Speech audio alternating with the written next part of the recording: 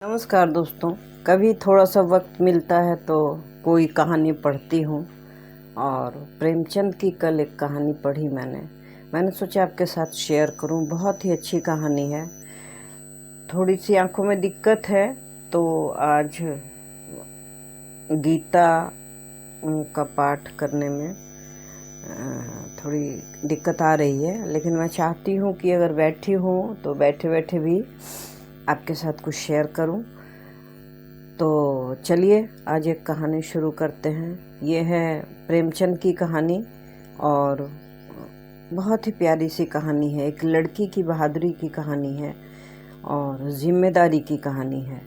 तो एक लड़की है जिसका नाम है सुभागी और उसके पिता का नाम है तुलसी महतो। लोग अपने बेटों से बहुत प्यार करते हैं। अभी भी हमारे यहाँ बेटों को तरजीह दी जाती है ज़्यादा। पुराने समय में या मान लीजिए एक या दो बेटी हो गई है, फिर भी एक बेटे की चाह में लोग परिवार को बढ़ाते हैं और बेटे को ही परिवार का व्यक्ति मानते हैं और साथ ही बेटी का विवाह कर देते हैं। बेटी अपने घर चली जाती है। वास्तव में बेटी की जिम्मेदारी बढ़ जाती है। दो जगह को मेंटेन करने में दिक्कत होती है उसे, लेकिन अगर वह पढ़ी लिखी है, शिक्षित है, जॉब करती है तो उसके लिए कोई दिक्कत नहीं है। ऐसी स्थिति में लोगों को बेटी पर भरोसा जगाना पड़ेगा और सभी जाकर बेटी को सम्मान मिल पाएगा। वास्तव में अगर अपनी बेटी को आप घर में सम्मान नहीं देते हैं तो दूसरे घर में उसको सम्मान मिलेगा, इसकी क्या गारंटी है। इसीलिए हमेशा अपने पिता को, अपने माता को यह ज़रूर तय करना चाहिए कि बेटे और बेटी में कोई फ़र्क नहीं है और बराबर शिक्षा दीक्षा होनी चाहिए, एक समान पालन पोषण होना चाहिए। बहुत हद तक समाज सुधरा है। अब बेटियों को लोग मानते हैं और पढ़ाते हैं और एजुकेशन जब हो जाता है तो चाहे किसी भी घर में उसका रिश्ता हुआ हो, अब ससुराल वाले उसे परेशान नहीं करते हैं। और चूँकि वह अपने पैरों पे खड़ी होती है, वह किसी के दबाव में नहीं होती है। और उस समय अशिक्षा ज़्यादा थी तो लोग बेटी और बहू को सम्मान की दृष्टि से नहीं देखते थे। बेटों की तुलना में बेटी को कम सुविधा मिलती थी और बहू को तो जैसे मान लीजिए काम करने वाली ही आ गई है घर में। जिस समय बात तय करते हैं उस समय कहते हैं कि मुझे शिक्षित बहू चाहिए, जो कुछ देख पाए, समझ पाए, कुछ लिख पाए, सहयोग कर पाए। और जब शादी होके घर आती है तो सिर्फ उसे चौका, चूल्हा, बर्तन, थाली, झाड़ू पकड़ा दिया जाता है। और वास्तव में कुछ दिनों के बाद तो लड़की को लगने लगता है कि शायद यही उसकी नियति है और जो भी उसने पढ़ाई लिखाई की है वह बेजा थी और उससे उसको फ़र्क नहीं पड़ता है। लेकिन अब महिलाएं भी जागरूक हो रही हैं और अपने हक और अपने स्वाभिमान की रक्षा करना सीख गई हैं। ऐसा होना भी चाहिए। तो चलिए, उस ज़माने में जो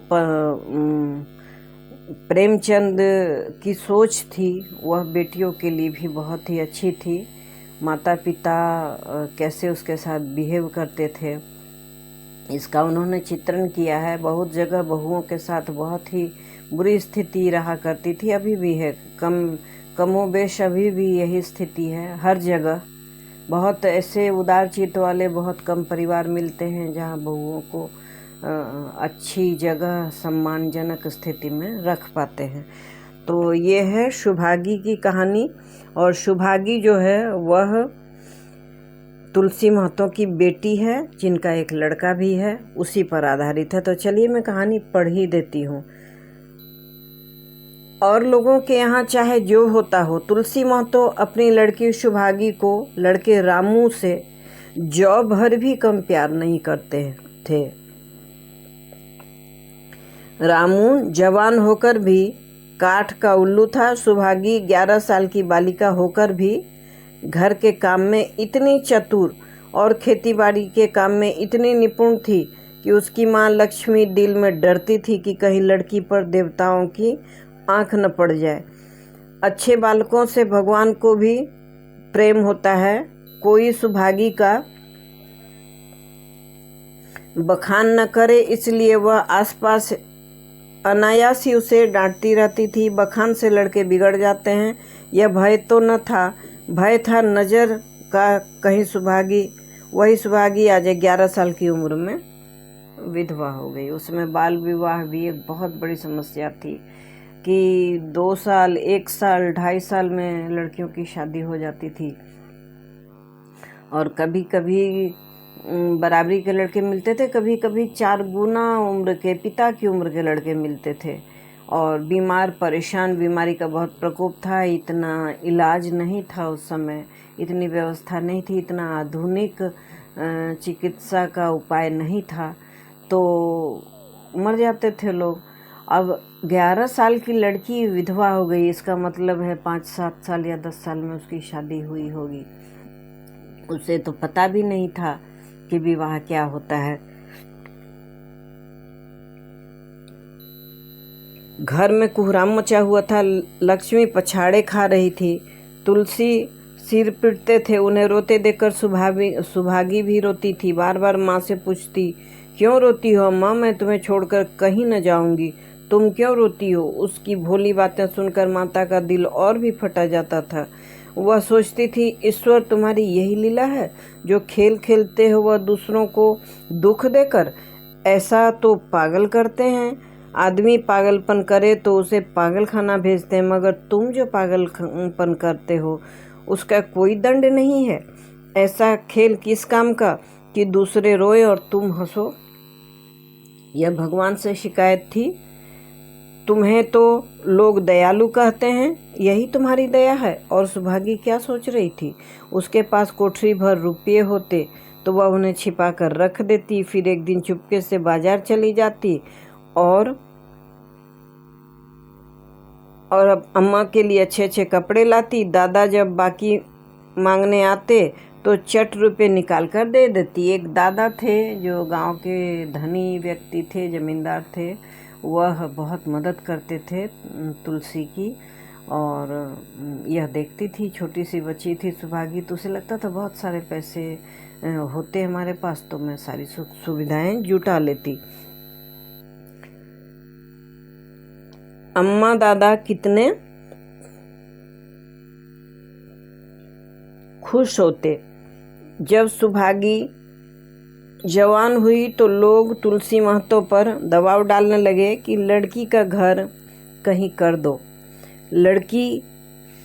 जवान लड़की का ये यूं फिरना ठीक नहीं। जब हमारी बिरादरी में इसकी कोई निंदा नहीं है, मतलब विधवा विवाह की कोई निंदा नहीं है, तो क्यों सोच विचार करते हो? ये समाज वाले ही अच्छा बुरा करने के लिए उकसाते हैं और निंदक हो जाते हैं। और कभी कभी ये बहुत अच्छा भी होता है कि जब किसी को कुछ समझ में नहीं आ रहा होता है तो समाज वाले आकर बता जाते हैं। और कभी कभी तो बुरा भी होता है कि जब मान लीजिए किसी को कोई परेशानी नहीं है, उस समय समाज वाले को बहुत परेशानी होती है, तो उन्होंने कहा कि युवा लड़की है और हमारे समाज में विधवा विवाह की कोई निंदा नहीं करता है, तो शादी कर देनी चाहिए। तुलसी ने कहा, भाई मैं तो तैयार हूँ, लेकिन जब सुभागी भी माने, वह किसी तरह राजी नहीं हो रही, क्योंकि अब वह लड़की बड़ी हो गई थी। हरिहर ने सुभागी को समझाकर कहा, बेटी हम तेरे ही भले को कहते हैं, माँ बाप अब बूढ़े हुए, उनका क्या भरोसा, तुम इस तरह कब तक बैठी रहोगी? सुभागी ने सिर झुकाकर कहा, चाचा मैं तुम्हारी बात समझ रही हूँ, लेकिन मेरा मन घर करने को नहीं कहता। मुझे आराम की चिंता नहीं है, मैं सब कुछ झेलने को तैयार हूँ और जो काम तुम कहो वह सिर आँखों के बल करूँगी, मगर घर बसाने को मुझसे ना कहो। जब मेरा चाल कुचाल देखना तो मेरा सिर काट देना। अगर मैं सच्चे बाप की बेटी होंगी तो बात की भी पक्की होंगी। फिर लज्जा रखने वाले तो भगवान हैं, मेरी क्या हस्ती है कि अभी कुछ कहूँ।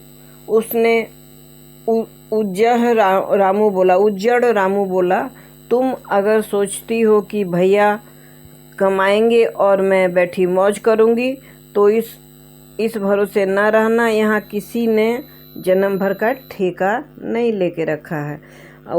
रामू उसका भाई था और उसकी पत्नी भी थी। रामू की दुल्हन रामू से भी 2 अंगुल ऊंची थी। मटक कर बोली, हमने किसी का कर्ज थोड़ी ही खाया है कि जन्म भर बैठे और भरा करें। यहाँ तो खाने को भी महीन चाहिए और पहनने को भी महीन चाहिए। यह हमारे बूते की बात नहीं है। सुभागी ने गर्व से भरे हुए स्वर में कहा, भाभी मैं तुम्हारा आसरा कभी नहीं करती हूँ और भगवान ने चाहा तो कभी करूँगी भी नहीं। तुम अपनी देखो, मेरी चिंता मत करो। रामू की दुल्हन को जब मालूम हो गया कि सुभागी घर न करेगी, मतलब विवाह न करेगी, तो उसके सिर हो गई, मतलब हमेशा तंग करने लगी। हमेशा एक न एक खुच्चड़ लगाए रहती, उसे रुलाने में जैसे उसे मज़ा आने लगा था। वह बेचारी पहर रात से उठकर कूटने पीसने में लग जाती, चौका बर्तन करती, गोबर पाथती, फिर खेत में काम करने चली जाती। दोपहर को आकर जल्दी जल्दी खाना पकाकर सबको खिलाती। रात को कभी माँ के सिर में तेल डालती, कभी उसकी देह दबाती। तुलसी चिलम के भक्त थे, उन्हें बार बार चिलम भरकर पिलाती। जहाँ तक अपना बस चलता, माँ बाप को कोई काम न करने देती। हाँ, भाई को न रोकती, सोचती यह तो जवान आदमी है, यह काम न करेंगे तो गृहस्थी कैसे चलेगी। मगर रामू को यह बुरा लगता। अम्मा और दादा को तो तिनका तक नहीं उठाने देती और मुझे पीसना चाहती है। यहाँ तक कि एक दिन वह जामे से बाहर हो गया, मतलब बहुत क्रोधित हो गया। वो सुहागी से बोला, अगर उन लोगों का बड़ा मोह है तो क्यों नहीं अलग लेकर रहती हो। तब सेवा करने से पता चलता कि सेवा किसे कहते हैं। ये सेवा कड़वी है या मीठी। दूसरों के बल पर वाहवाही लेना आसान है, बहादुर वह है जो अपने बल पर काम करे। मतलब घर की खर्ची भी चलाओ और सेवा करो, तब पता चले।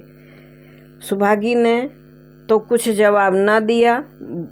बात बढ़ जाने का भय था, मगर उसके माँ बाप बैठे सुन रहे थे। महतों से रहा न गया। बोले, क्या रामू, उस गरीबन से क्यों लड़ते रहते हो। रामू पास आकर बोला, तुम क्यों बीच में कूद पड़े। मैं तो उसको कहता था, तुलसी, जब तक मैं जीता हूँ तुम उसे कुछ नहीं कह सकते। मेरे पीछे चाहे जो करना। बेचारी का घर में रहना मुश्किल कर दिया है। रामू, आपको बेटी बहुत प्यारी है तो उसे गले बांध कर रखिए। मुझसे तो नहीं सहा जाता। तुलसी, अच्छी बात है, अगर तुम्हारी यह मर्जी है तो यही होगा। मैं कल गांव के आदमियों को बुलाकर बंटवारा कर दूंगा। पंचायत के सामने बंटवारा का नियम था पहले। तुम चाहे छूट जाओ और सुभागी नहीं छूटेगी। बेटा भले ही अलग रह जाए लेकिन बेटी अलग नहीं रहेगी, क्योंकि बेटे तो बाहर जाकर भी काम कर लेते हैं और अकेले भी सक्षम होते हैं, शारीरिक रूप से भी बलवान होते हैं। लेकिन बेटी को शारीरिक रूप से कमज़ोर माना जाता है और उन्हें वैसे ट्रेनिंग भी नहीं होती है, आज के तरह की नहीं होती थी। तो माँ बाप को भय रहता था कि बेटी की सुरक्षा, बेटी की लज्जा का ख्याल करना पड़ता था। और जब बेटी शादी करने के लिए तैयार नहीं है तो वह उसे ज़बरदस्ती तो नहीं भेज सकते थे। दूसरे दिन महतो ने गांव के आदमियों को जमा करके कहा, पंचो, अब रामू का और मेरा एक में निवाह नहीं होता। मैं चाहता हूं कि तुम लोग इंसाफ से जो कुछ मुझे दे दो वह लेकर अलग हो जाऊं। रात दिन की किचकिच अच्छी नहीं।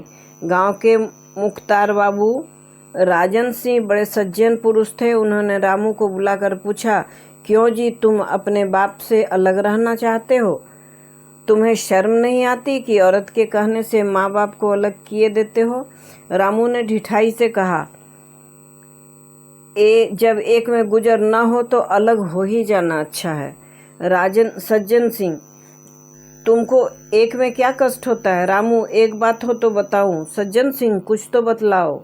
रामू साहब, एक में मेरा इनके साथ निवाह ना होगा, बस मैं और कुछ नहीं जानता। यह कहता हुआ रामू वहाँ से चलता बना। तुलसी, देख लिया आप लोगों ने इसका मिजाज। आप चाहे 4 हिस्सों में 3 हिस्से उसे दे दें, पर मैं अब इस दुष्ट के साथ नहीं रहूँगा। भगवान ने बेटी को दुख दे दिया। नहीं, मुझे खेती बाड़ी लेकर क्या करना था? जहाँ रहता वहीं कमाता खाता। भगवान ऐसा बेटा 7वें वैरी को भी ना दे। अगर 7 वैरी हो, एक से बढ़कर एक, तो 7वां जो सबसे बड़ा वैरी हो उसको भी ऐसा बेटा ना दें। ऐसा तुलसी महतो ने कहा। लड़के से लड़की भली जो कुलवंती होए। अगर कुलवंती हो तो लड़के से लड़की भली। सहसा सुभागी आकर बोली, दादा यह सब बाट बखरा मेरे ही कारण तो हो रहा है, मुझे क्यों नहीं अलग कर देते। मैं मेहनत मजदूरी करके अपना पेट पाल लूंगी। अपने से जो कुछ बन पड़ेगा तुम्हारी सेवा करती रहूंगी, पर रहूंगी अलग। यूँ घर का 12 बाँट होते मुझसे नहीं देखा जाता। मैं अपने माथे यह कलंक नहीं लेना चाहती। तुलसी ने कहा, बेटी हम तुझे न छोड़ेंगे, चाहे संसार छूट जाए। रामू का मैं मुंह नहीं देखना चाहता, उसके साथ रहना तो दूर। उस समय से विपरीत पिता की ऐसी सोच थी। इस सोच को नमस्कार है, क्योंकि पिता और माता अगर बेटी को सपोर्ट करते हैं तो जो बेटी को बहुत तरह की प्रताड़ना मिलती है समाज में, उससे उसकी रक्षा हो जाती है। ससुराल वाले बहुत घर में ससुराल वाले जो होते हैं वह बहुओं के साथ बहुत ही अन्याय करते हैं। खाना बनाना, दिन रात की साफ सफाई, काम धंधा जितना भी है सब उसके जिम्मे रख दिया जाता है।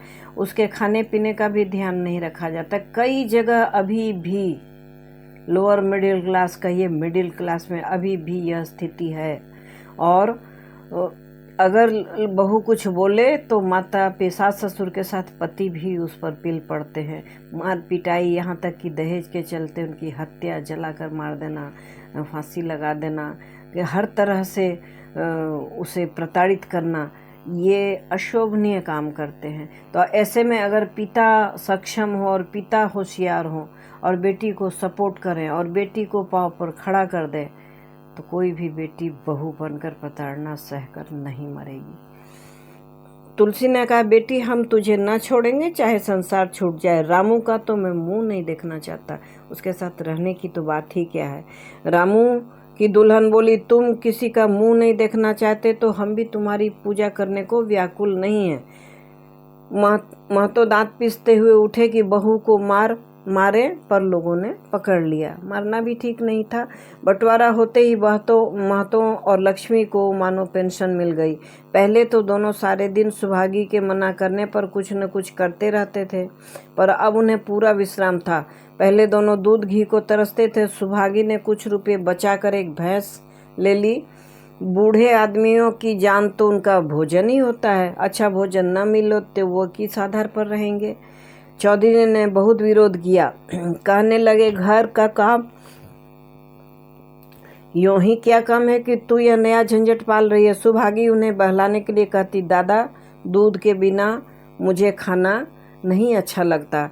लक्ष्मी ने हंसकर कहा, बेटी तू झूठ कब से बोलने लगी? कभी दूध को तो तू हाथ भी नहीं लगाती।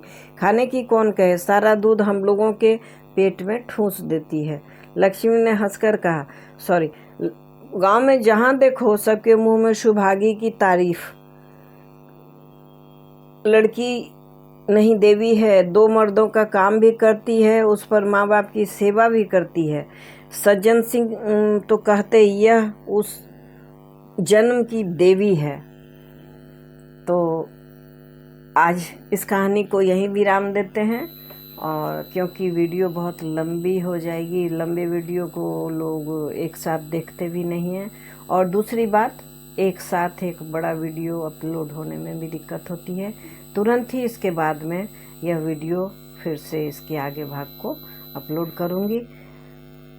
आशा है अच्छा लगेगा। अच्छा लगने से आप इसे लाइक ज़रूर कर दें, सुने ध्यान से। बहुत अच्छी कहानी है और बहुत प्रेरणा मिलती है, बेटियों का सम्मान दिखाता है, प्रेमचंद के इस कहानी में दिखता है। और साथ ही माता पिता की दृढ़ प्रतिज्ञा और निश्चय, जो कि बेटे कमज़ोरी होते हैं माता पिता की, ऐसी स्थिति में तुलसी और लक्ष्मी दोनों अपनी बेटी के लिए बेटे का घर भी छोड़ देते हैं और बेटी के साथ ही रहते हैं। तो देखिए, लाइक कर दीजिए, शेयर कीजिए, और नए हैं तो चैनल को सब्सक्राइब करिए। एक बेल बटन आता है, उसे हिट अवश्य कीजिए। Thanks for watching.